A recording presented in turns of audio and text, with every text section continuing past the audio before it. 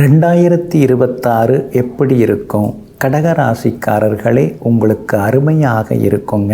உங்கள் ராசிநாதன் சந்திரன் உச்சம் பெற்று லாபஸ்தானத்தில் உட்கார்ந்துட்டு இருக்கும் பொழுது இந்த வருஷம் பிறந்திருக்குங்க. அப்படி இருக்கிறதுனால இதுவரைக்கும் இருந்த தடுமாற்றம், தயக்கம் அதெல்லாம் விலகுங்க. தள்ளி தள்ளி போன சில வேலைகள் சீக்கிரமாக முடியறதுக்கான வாய்ப்புகள் இருக்குதுங்க. ஒரு வேலை முடிஞ்சாதான் இன்னொரு வேலை முடியும். ஆனால் அந்த முக்கியமான வேலை இன்னும் முடியாமல் இருக்குதுன்னு நினச்சிங்களே, அந்த முக்கியமான வேலை சீக்கிரமாக முடிய ஆரம்பிச்சிருங்க. உங்களுடைய ராசிநாதன் பலமாக இருக்கிறதுனால இந்த வருஷத்தில் பெரிய பொறுப்புகள், பதவிகள் கிடைக்கும். வேலை சரியாகவே இல்லை, சரியான சம்பளம் இல்லை, வேறு கம்பெனிக்கு மாறலாம்னு நினச்சிட்டு இருக்கீங்க. நல்ல நிறுவனத்தில், நல்ல கம்பெனியில் நல்ல சம்பளத்துடன் புது வேலை கிடைக்கிறதுக்கான வாய்ப்புகள் இருக்குதுங்க. ராசிக்கு 2ஆம் இடத்துல கேது வாக்குஸ்தானத்தில் உட்கார்ந்துருக்காரு. அப்படி இருக்கிறதுனால அடுத்தவங்களை திருத்தறதுக்கு அட்வைஸ் பண்ணுறதெல்லாம் வேண்டாங்க. அவங்கவுங்க போக்க அவங்கவுங்க பார்த்துப்பாங்க, அவங்கவுங்க வாழ்க்கையை அவங்கவுங்க பார்த்துப்பாங்க. நீங்கள் அவங்களுக்காக உட்காந்து உருகிறது, மணிக்கணக்கில் அவங்கள்ட்ட உட்காந்து பேசுகிறது அதெல்லாம் தேவையில்லைங்க. உங்கள் பொழப்பு என்னவோ அதை பார்க்க ஆரம்பிச்சிட்டிங்கன்னா நல்லாயிருக்குங்க.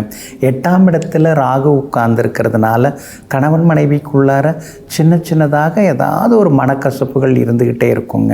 அதனால் சில விஷயங்களை வெளிப்படையாக பேசுகிறது நல்லதுங்க.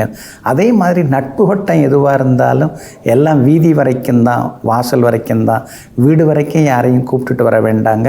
அதெல்லாம் கொஞ்சம் தவிர்க்கிறது ரொம்ப ரொம்ப நல்லதுங்க. உங்கள் ராசிக்கு 9வது வீட்டிலேயே இந்த வருஷம் முழுக்க சனி பகவான் இருப்பார். அப்படி இருக்கிறதுனால திடீர் பயணங்கள் உண்டு. சிலருக்கு வெளிமாநிலம், வெளிநாட்டில் வேலை கிடைக்கிறதுக்கான வாய்ப்புகள் இருக்குதுங்க. உத்தியோகத்தின் பொருட்டு குடும்பத்தை விட்டு கொஞ்சம் பிரிஞ்சிருந்து அப்புறம் குடும்பத்தோடு இருக்கக்கூடிய சுமூகமான வாய்ப்புகளும் இருக்குதுங்க. ஆரோக்கியத்தில் அக்கறை காட்டுங்க. உணவு கட்டுப்பாடு உங்களுக்கு இப்போ தேவைப்படுது.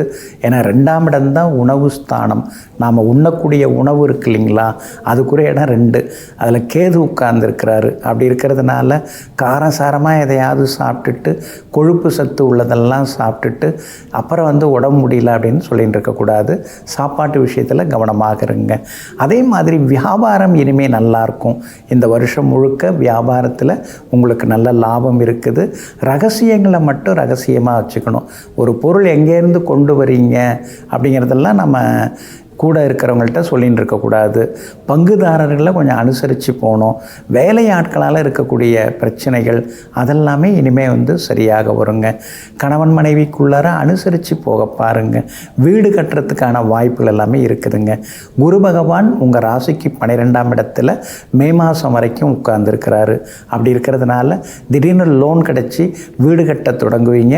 புது வீட்டில் குடி போகிறதுக்கான வாய்ப்புகளும் இருக்குதுங்க. குரு பகவான் மே மாதம் வரைக்கும் விரயஸ்தானத்தில் இருக்கனால சுப செலவுகள் இருக்கும். ஜூன் மாதத்திலேருந்து அக்டோபர் 14 வரைக்கும் உங்கள் ராசிக்குள்ளார் இருப்பார். அப்போ சின்ன சின்னதாக உடல் பருமன் அதிகரிக்கிறதுக்கு வாய்ப்பு இருக்குது. அந்த காலகட்டத்தில் ஆரோக்கியத்தில் ரொம்ப நீங்கள் அக்கறை காட்டுறது நல்லதுங்க. அக்டோபர் 14 முதல் டிசம்பர் வரைக்கும் குரு பகவான் உங்கள் ராசிக்கு 2ஆம் இடத்துல உட்காருவார். அப்போ திடீர்னு பண வரவு உண்டு.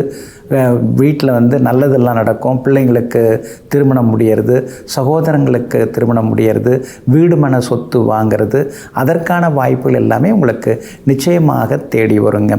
அதே போல் நடுவில் செவ்வாய் 8ஆம் இடத்துல மறைகிறார். எப்போ மறைகிறார்னா பிப்ரவரி மாதம் 23ஆம் தேதியிலிருந்து ஏப்ரல் 2ஆம் தேதி வரைக்கும் உங்கள் ராசிக்கு 8ஆம் இடத்துல போய் மறைகிறாரு. அப்படி மறைகிறதுனால அந்த காலகட்டம் மட்டும் கொஞ்சம் சிறு சிறு விபத்துகள் வர வாய்ப்பு இருக்குது. அந்த காலகட்டத்தில் எச்சரிக்கையாக இருக்கணுங்க. எப்படி கூட்டி கழிச்சு பார்த்தாலும் இந்த 2026 உங்களுக்கு அருமையாக தாங்க இருக்கும்.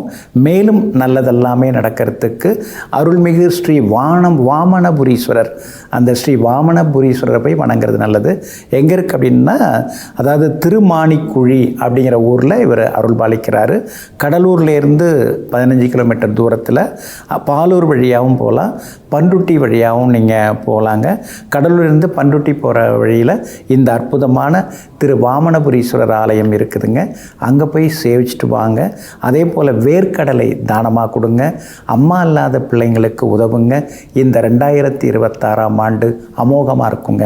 நெஞ்சிற்கினியவர்களே, வியாழக்கிழமையாகிய இன்றைய நாள் மகான்கள், யோகிகள், தபசிகளின் நல்லாசியால் வெற்றி திருநாளாக உங்களுக்கு அமையட்டும். மீண்டும் நாளை காலை சந்திப்போம்.